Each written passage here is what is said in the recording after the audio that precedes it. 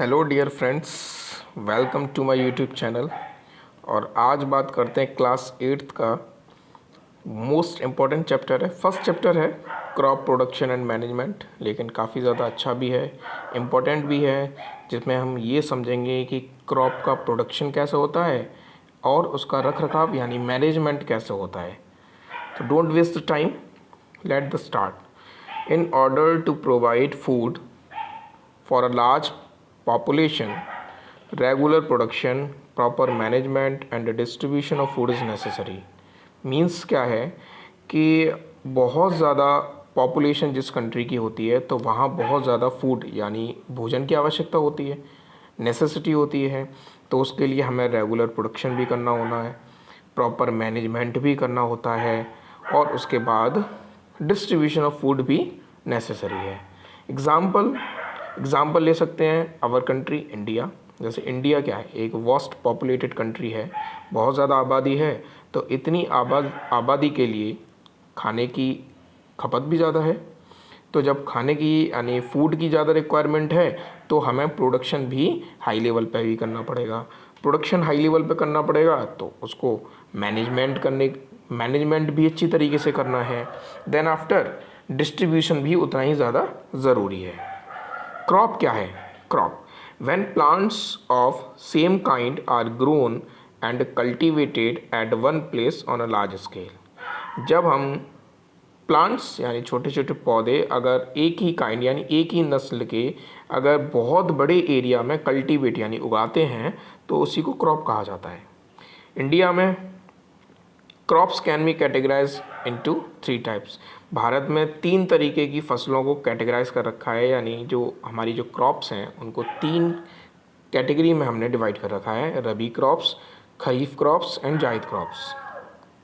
Sowing of seeds at appropriate depths and distances gives good yield. Sowing क्या होता है? Sowing का means होता है बोना। सोइंग का मीन्स क्या होता है? बोना। हम जब सीड्स को बोते हैं तो उसके लिए अप्रोप्रिएट डेप्थ होनी चाहिए, यानी एक अप्रोप्रिएट यानी फिक्स इक्वल अमाउंट में गहराई होनी चाहिए, जहाँ जब बीज जाके बोएगा तो एक गुड यील्ड यानी जो पैदावार है वो भी आगे जाके अच्छी होगी। Good variety of seeds are sown after selection of healthy seeds.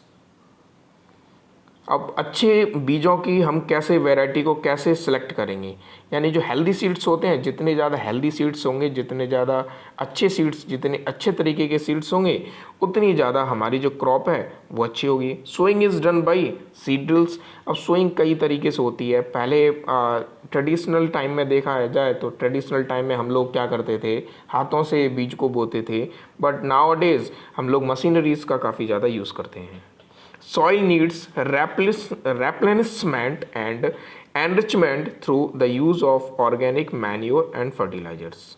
अब सॉइल को यानी जो मिट्टी है उसको हमें रिप्लेनिशमेंट करना है। रिप्लेनिशमेंट का मतलब होता है नरिशमेंट, यानी जब मिट्टी की जो फर्टिलिटी होती है, सॉइल की जो फर्टिलिटी होती है, उसको बार बार हमें क्या करना है, गेन करना है।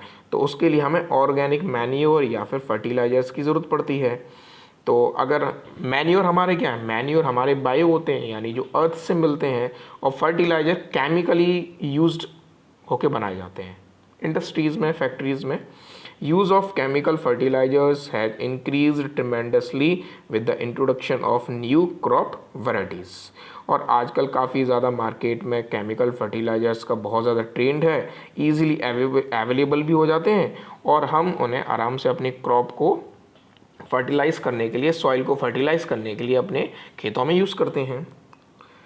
Now basic properties practices of crop production. Basic properties क्या हैं, प्रैक्टिसेस क्या हैं क्रॉप प्रोडक्शन की, उसके बारे में भी कुछ जानने की कोशिश करते हैं।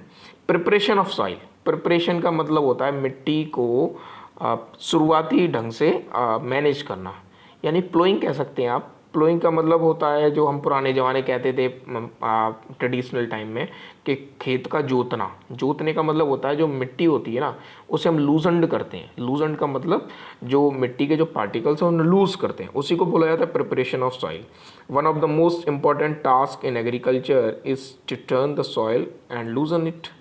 सबसे मोस्ट इम्पॉर्टेंट टास्क होता है एग्रीकल्चर में, सबसे फर्स्ट भी होता है, सबसे पहले हम मिट्टी को लूज़ ही करते हैं। तो जब मिट्टी हमारी लूज़ हो जाएगी तो इसी प्रोसेस को लूजनिंग ऑफ सॉइल या टर्निंग ऑफ सॉइल बोला जाता है, जिसे हम अपनी लैंग्वेज में प्लोइंग कह सकते हैं। सोइंग क्या होता है? Sowing of seeds at appropriate depth and distances give good yield. जितनी सोइंग का मतलब होता है मीन्स बोना, बीजों को बोना। तो अप्रोप्रिएट डेप्थ पे अगर हम बीजों को बोते हैं तो फाइनली हमें एक गुड क्रॉप प्रोडक्शन या गुड क्रॉप आगे जाके मिलती है। Good variety of seeds is sown after selection of healthy seeds. अब गुड वेराइटी ऑफ सीड्स का सिलेक्शन कैसे होगा? हेल्दी सीड्स से। Sowing is done by seed drills. Sowing कैसे होती है? सीड ड्रिल्स के थ्रू, जो मैं अभी इससे पहले भी अभी मैंने जस्ट आपको बताया भी था। Adding manure and fertilizers. अब क्या करेंगे? अब आपने प्रिपेयर सॉइल भी प्रिपेयर कर ली, सोइंग भी कर लिया, देन आफ्टर अब आप अपने जो खेत है, जो मिट्टी है, उसमें अब आप क्या यूज़ करेंगे? या तो मैन्योर करेंगे या फिर फर्टिलाइजर्स करेंगे। मैन्योर क्या है? Soil needs replenishment and enrichment through the use of organic manure and fertilizers. Soil replenishment की ज़रूरत होती है, यानी उसकी जो हाई इल्ड वेराइटी सिस्टम होता है HYB जिसे हम बोलते हैं, उसके लिए हमें यूज़ करना है ऑर्गेनिक मैन्योर एंड फर्टिलाइजर्स। दोनों में से आप कोई सा भी यूज़ करते हैं या दोनों ही कर सकते हैं। Use of chemical fertilizers has increase tremendously with the introduction of new crop varieties. काफ़ी ज़्यादा केमिकल फर्टिलाइज़र आजकल मार्केट में अवेलेबल हैं और फार्मर्स उन्हें ईजीली अवेलेबल भी हो जाते हैं, काफ़ी ज़्यादा चीप भी होते हैं, और जिससे हमारी जो सॉइल है वो आराम से आपकी क्या हो जाती है? रिप्लेसमेंट हो जाती है। Then after fertilisers. फर्टिलाइजर्स क्या हैं? The inorganic compounds containing nutrients such as nitrogen, potassium and phosphorus. They are made in factories, example urea, ammonia, sulphate etcetera. Fertilizers क्या है?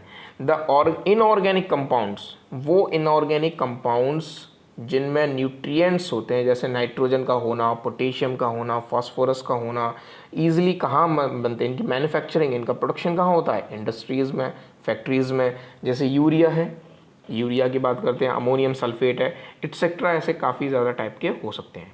देन आफ्टर मैन्योर क्या है? मैन्योर होता है ऑर्गेनिक, जैसे हम हिंदी में खाद बोलते हैं। A natural substance prepared from decomposition of plant and animal wastes, cow dung, animal bones, dead leaves, insects, vegetable wastage by action of microorganisms। वो सभी तरीके के वेस्टेज, चाहे एनिमल वेस्टेज हो, प्लांट वेस्टेज हो, तो उन वेस्टेज के ऊपर एक्शन किसका होता है? माइक्रो ऑर्गेनिजम्स का। और जब माइक्रो ऑर्गेनिजम्स एक्शन किसी चीज़ पर करते हैं तो वो चीज़ क्या हो जाती है? सड़ने लग जाती है। जब चीज़ सड़ जाती है तो वो चीज़ खराब हो जाती है, तो हम उसी को मैन्योर बोलते हैं। अब आपने सबसे पहले क्या किया? Preparation of soil. Then after आपने क्या किया? सोइंग किया। उसके बाद आपने क्या किया? Adding of fertilizers and manure किया। देन आफ्टर आपने क्या किया? इरीगेशन। अब सिंचाई भी तो करनी है, विदाउट पानी के तो कुछ होने वाला नहीं है, तो पानी तो लगाना पड़ेगा। पानी को लगाने की प्रोसेस को इरीगेशन बोला जाता है, हिंदी में सिंचाई बोलते हैं। Supply of water to crops at appropriate intervals is called irrigation. जब भी हमें नेसेसरी, जब भी हमें ज़रूरत है कि हमें अपनी फसल में इस वक्त पानी लगाना है, तो अगर अप्रोप्रिएट इंटरवल्स यानी टाइमली एक टाइम ड्यूरेशन बना लेते हैं फिक्स, उसी टाइम ड्यूरेशन में अगर हम पानी की सप्लाई अपनी फसल में लगा करते रहें, पानी की सप्लाई, उसी को इरीगेशन कहा जाता है। इरीगेशन के 2 टाइप्स होते हैं बेसिकली। मेथड्स, 2 मेथड्स कह सकते हैं आप, tradition method, modern method. Tradition method क्या है? ट्रेडिशन मेथड जो काफ़ी टाइम पहले हुआ करता था, आजकल ये चीज़ें अवेलेबल नहीं हैं, तो फिर पानी की जो क्या कहते हैं, जो अंडरग्राउंड वाटर है वो काफ़ी ज़्यादा नीचे जा चुका है, तो ट्रेडिशन मेथड काम नहीं करता था। मॉडर्न मेथड काफ़ी ज़्यादा इस जगह काम। सबसे पहले बात करते हैं ट्रेडिशन मेथड। मोट, धेकली, राहत, चीन पंप, ये काफ़ी टाइम पुराने टाइम में हुआ करते थे, जब कुओं में पानी बहुत ज़्यादा होता था, है ना, तो वहाँ मोट लगा लेते थे। धेकली मतलब आपने देखा होगा कि कभी कभी एक कुएं में बाल्टी टाइप सा वो सर्कुलर टाइप से बना लेते हैं, उसमें छोटे छोटे बकेट लगा देते हैं और पास उसके बैल बांधे, तो बैल चारों तरफ घूमता रहता है और कुएं में से पानी बाहर आता रहता है। राहत, चीन पंप, ये सभी उस तरीके के ट्रेडिशनल मेथड थे। मॉडर्न मेथड क्या है? Sprinkler system, drip system. अब स्प्रिंकलर सिस्टम और ड्रिप सिस्टम डिटेल में समझाने के लिए ना क्लासरूम होना चाहिए, लेकिन मैं काफ़ी कोशिश करूँगा आपको समझाने के लिए। देखो आप ध्यान से सुने, स्प्रिंकलर सिस्टम क्या है? स्प्रिंकलर सिस्टम है कि हम लोग अपने जो हमारा जो फील्ड है, जो हमारा खेत होता है, हम उसमें पाइपलाइंस बिछा देते हैं। पाइपलाइन बिछा होता है, छोटे छोटे होल्स कर देते हैं, माइनर माइनर माइनर। जब माइनर माइनर होल कर देते हैं तो उधर मोटर के थ्रू पानी आता है खेतों में, और जो होल्स हैं उससे पानी बाहर जाता रहता है। स्प्रिंकलर सिस्टम इसी तरीके से ड्रिप सिस्टम होता है, जैसे हम ड्रिप यानी बूंद बूंद बूंद करके जो ड्रिप सिस्टम होता है उस तरीके से भी सिंचाई होती है। आजकल जो मॉडर्न टाइम में ये काफ़ी ज़्यादा होती है, हमारे इंडिया में होती है, लेकिन इतनी ज़्यादा नहीं है जितनी ज़्यादा फॉरेन में इसका यूज़ होता है, लेकिन काफ़ी ज़्यादा इफेक्टिव है क्योंकि इससे पानी की काफ़ी ज़्यादा बचत भी होती है। Protection from weeds. Weeding involves a removal of unwanted and uncultivated plants called weeds. अब देखो आपकी जो क्रॉप है वो उसमें आपने इरिगेट कर दिया है, पानी लगा दिया है, अब आपको क्या करना है? वीड्स। वीड्स का मतलब होता है कि आप जानते होंगे कि जब हम अपना एग्रीकल्चर होता है तो एग्रीकल्चर में जो क्रॉप हमारी प्रोडक्शन चल रहा है, जो हमारी क्रॉप उग रही है, जो ग्रो हो रही है, उसके साथ साथ देखते होंगे आप काफ़ी ज़्यादा फालतू की चीज़ें भी उग जाती हैं, जिन्हें हम हिंदी में खरपतवार बोलते हैं। अनवांटेड प्लांट्स होते हैं, अनवांटेड, जिनकी ज़रूरत नहीं है और ऐसे ही ऑटोमेटिकली वो उग भी जाते हैं, तो उन्हीं को हम बोलते हैं उन्हीं को हम बोलते हैं वीड्स। तो वीड्स से हम कैसे बच सकते हैं? तो वीडीसाइड्स आते हैं मार्केट में, इजीली अवेलेबल भी होते हैं। वीडीसाइड्स अगर हम छिड़क दें तो वो ऑटोमेटिकली जल जाते हैं, मर जाते हैं और हमारी क्रॉप आराम से सेफ है। अब आपकी क्रॉप क्या होगी? हार्वेस्ट। हार्वेस्ट का मतलब होता है कटाना, कटना, काटना, कटाव, बहुत सारी चीज़ें, यानी आपकी फसल जो है वो रेडी है और आपको काटना है। तो harvesting is the cutting of the mature crop manually और बाय मशीन्स। हार्वेस्टिंग क्या है? मैच्योर क्रॉप का मतलब होता है जो कम्प्लीटली पक चुकी है, या तो आप उसे मैनुअली अपने हाथों के थ्रू काटेंगे, अपने हाथों से काटेंगे, सिकल से काटेंगे, जैसे सिकल होती है, सिकल एक इंस्ट्रूमेंट है जिसके थ्रू हम हार्वेस्ट कर लेते हैं, या फिर आजकल तो ईज़िली अवेलेबल मशीन्स भी हैं, तो ज़्यादातर लोग मशीन्स का यूज़ करते हैं हार्वेस्टिंग के लिए। ब्रॉड वे में, अगर बहुत ज़्यादा ब्रॉड वे में अगर आप खेती करते हैं, तो अगर छोटी मोटी खेती है तो मैनुअली काम हो जाता है। अब आफ्टर दैट स्टोरेज। अब आपकी क्रॉप जब हार्वेस्ट हो गई तो उस क्रॉप को आप क्या करेंगे? स्टोरेज करेंगे, स्टोर करेंगे, कहीं ना कहीं सेफ जोन में रखेंगे। Proper storage of grains is necessary to protect them from pesticides and micro organisms. Proper storage जो ग्रेन्स हैं, जो अनाज है हमारा, उसके एक प्रॉपर स्टोरेज की हम सभी को बहुत ज़्यादा ज़रूरत भी होती है, क्योंकि बहुत सारे पेस्टिसाइड्स, बहुत ज़्यादा माइक्रो ऑर्गेनिज़म या फिर जो चूहे वगैरह होते हैं बहुत ज़्यादा वेस्ट कर देते हैं हमारी फसल को या हमारे ग्रेन्स को, जो हमारी जो हम फसल जो हार्वेस्ट करके लेके आए हैं। Harvested food grains normally contain more moisture than required for storage. Large scale of storage of grains is done in silos and granaries to protect them from pests like rats and insects. Farmers store grains in jute bags or metallic bins. तो harvested food जो है, जो grains है, normally ऐसी जगह contain करते हैं जहाँ मॉइस्चर ना हो। मॉइस्चर का मतलब होता है नमी, जहाँ पानी ना हो, उस जगह हमें स्टोर करना है। बहुत ज़्यादा बड़े बड़े ब्रॉड वे में हम लोग क्या करते हैं? सिलोज बना लेते हैं। सिलोज होते हैं स्टोर हाउस जिन्हें बोला जाता है। जैसे मंडी परिसर होते हैं, तहसील लेवल पर मंडी परिसर होते हैं, जिनमें हम अनाज को इकट्ठा भी कर लेते हैं, सेल करके जो फार्मर्स हैं वो सेल आउट कर देते हैं, और वहाँ जाके गवर्नमेंट क्या करती है? उसे इकट्ठा कर लेती है, जिन्हें हम ग्रेनरीज भी बोल सकते हैं। वहाँ क्या होता है? वहाँ जब वो प्रोटेक्ट होते हैं और पेस्टिसाइड्स हैं, जैसे रेट, चूहे वगैरह हुए, इंसेक्ट्स हैं, उनसे आराम से हम उनसे प्रोटेक्ट कर सकते हैं अपने ग्रेन्स को। Farmers store grains in jute bags और metallic beans.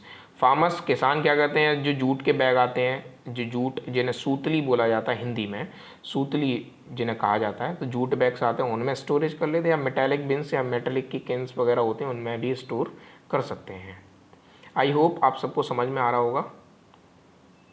Food is also obtained from animals from which animals are reared. This is called animal husbandry. It means क्या है, फूड इज ऑल्सो ऑब्टेन्ड, यानी food जो है वो obtained होता है, animal से भी होता है। अभी तक जो हमने डिस्कशन जितना किया था वो क्या था, प्लांट से था। हमने सबसे पहले क्या करा, प्रिपेयरिंग ऑफ सॉइल करी, उसमें सीड्स को बोआ, देन आफ्टर मैन्यूर फर्टिलाइजर्स का यूज़ किया, उसके बाद हमने इरीगेट किया, इरीगेट के बाद वो फसल हमारी हार्वेस्ट हो गई, वीडीसाइड्स का भी यूज़ किया, स्टोर हार्वेस्ट करने के बाद हमने सिलोज में क्या करा, उन्हें प्रोटेक्ट करने के लिए इकट्ठा भी करा। और देन आफ्टर क्या है, अब ये सारी चीज़ें तो हमने क्या पढ़ी थी कि हमें जो फूड है वो हमें प्लांट से मिलता है, प्लांट से मिलता है, लेकिन इज वेल एज एनिमल से भी फूड हमें मिलता है। अब एनिमल से फूड जहाँ हमें मिलता है हम उसे एनिमल हस्बेंड्री कहा जाते हैं, जहाँ पशुपालन होता है। जैसे एग्जांपल मैं बताऊँ, एनिमल्स हस्बेंड्री में जैसे गौशाला होती हैं बड़ी बड़ी, तो वहाँ क्या होता है, एनिमल हस्बेंड्री है, अब वहाँ गाय से क्या मिलेगा, दूध मिलेगा, तो वो भी फूड के तौर पर ही हमें मिल रहा है। तो आई होप आपको ये वीडियो अच्छी लगी होगी। वीडियो को अगर आपको अच्छी लगी है तो लाइक करें, चैनल को सब्सक्राइब करें। मिलते हैं नेक्स्ट वीडियो में। Thank you so much.